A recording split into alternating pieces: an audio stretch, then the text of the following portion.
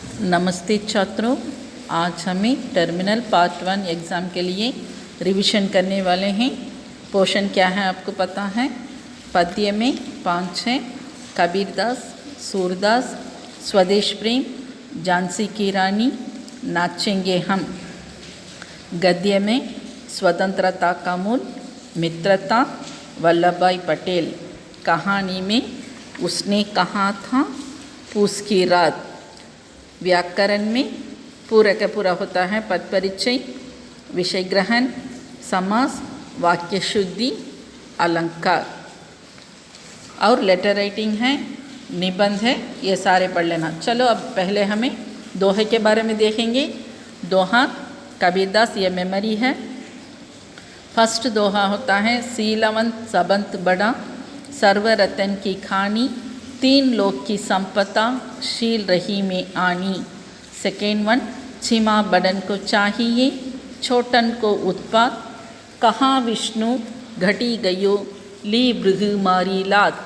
Third one, चाह गई, चिंता मिटी, मनुआ बेपरवा, जिनको कछु न चाहिए, सो ही साहंसा। फोर्थ वन, जो जल बाड़ई नाव में, घर में बाड़ई धाम, दोवु हाथ उलीचिए, ये सज्जन का काम।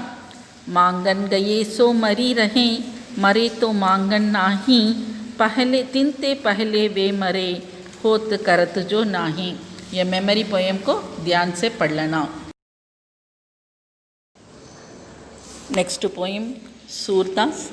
सूरदास में 9 क्वेश्चन आंसर्स दिया गया है, ध्यान से पढ़ लेना। इसके अलावा पोएट इंट्रोडक्शंस और कठिन शब्दार्थ को भी ध्यान से पढ़ लेना। सूरदास क्यों ईश्वर विरोधी के संग को छोड़ने की बात कहते हैं? क्या कौवा सफ़ेद हो सकता है? इस पद के माध्यम से सूरदास क्या कहना चाहते हैं? गधा, कुत्ता, कौवा आदि के उदाहरण के द्वारा सूरदास क्या उपदेश देना चाहते हैं? पत्थर पर तीर चलाने का नतीजा क्या होता है? काले कंबल पर दूसरा रंग नहीं चढ़ता, यह क्यों कहा गया है? बंदर की अंग में आभूषण पहनाने से वह क्या सुंदर दिखेगा? सूरदास ने किसके लिए ये उदाहरण दिया है? सूरदास प्रभु से अपने उद्धार करने की मांग किस तर्क पर करते हैं? सूरदास अवगुणों को पवित्र मानने के लिए कौन सा उदाहरण देते हैं?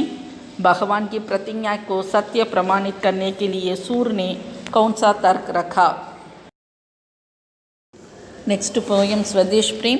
स्वदेश प्रेम में 5 क्वेश्चंस दिया गया है, ध्यान से पढ़ो। स्वदेश प्रेम कविता किस काव्य संग्रह से ली गई है? इसका कवि कौन है? भारत के अतुलनीय प्रताप, कीर्ति और वैभव की साक्षी कौन कौन है? हमारे देश का मस्तक कैसे शोभित है? विमुक्त देशवासी की उपमा के द्वारा कवि युवकों में देश प्रेम की भावना कैसे जगता है? भारत भूमि क्यों स्वर्ग तुल्य है? नेक्स्ट 4th पोएम झांसी की रानी। कठिन शब्दार्थ और क्वेश्चन आंसर्स कवि परिचय दिया गया है, ध्यान से पढ़ो।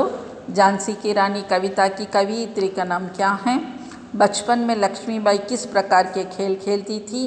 दया चाहने वाले अंग्रेज निर्दयी कब बने? अंग्रेज भारत में किस रूप में आए थे? ब्रिटिश सेना नायक डलहौजी की नीति क्या थी? किन मुहावरों से मालूम होता है कि अंग्रेज़ों की नीति वामनावतार जैसी थी? नेक्स्ट पोएम है नाचेंगे हम। नाचेंगे हम में 4 क्वेश्चंस दिया गया है, कवि परिचय भी ध्यान से पढ़ो। नाचेंगे हम कविता के कवि कौन हैं? आज़ादी के पहले रचित इस कविता में सुब्रमण्य भारती की दूरदर्शिता क्या है, व्यक्त कीजिए। आज़ादी के बाद के भारत की कल्पना कवि ने कैसे की है? नाचेंगे हम कविता का सारांश लिखिए। अब तक हमें 5 कविता देखे हैं, उसका सारा सारांश, क्वेश्चन आंसर, शब्दार्थ और कवि परिचय को ध्यान से पढ़ लेना। अब नेक्स्ट लेसन है फर्स्ट वन, स्वतंत्रता का मूल।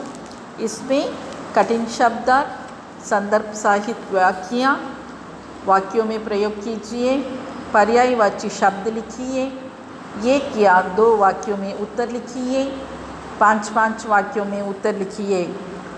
ये सारे क्वेश्चन आंसर्स और एक्सरसाइज को ध्यान से पढ़ो और एग्ज़ाम लिखने के लिए तैयार हो जाओ। नेक्स्ट लेसन मित्रता। इसमें कठिन शब्द 5 संदर्भ सहित वाक्यों में प्रयोग कीजिए। 9 और 1 या 2 वाक्यों में उत्तर लिखिए। 6 क्वेश्चन आंसर्स और 3 वाक्यों में क्वेश्चन आंसर्स है। 3 वाक्यों में आंसर लिखना है। 5 क्वेश्चन आंसर्स हैं और detail question answers 3 question answers दिया गया है, ध्यान से पढ़ लो। Next lesson third one Vallabh Bhai Patel. Vallabh Bhai Patel में कठिन शब्द इस 5 संदर्भ सहित 4 वाक्यों में प्रयोग कीजिए।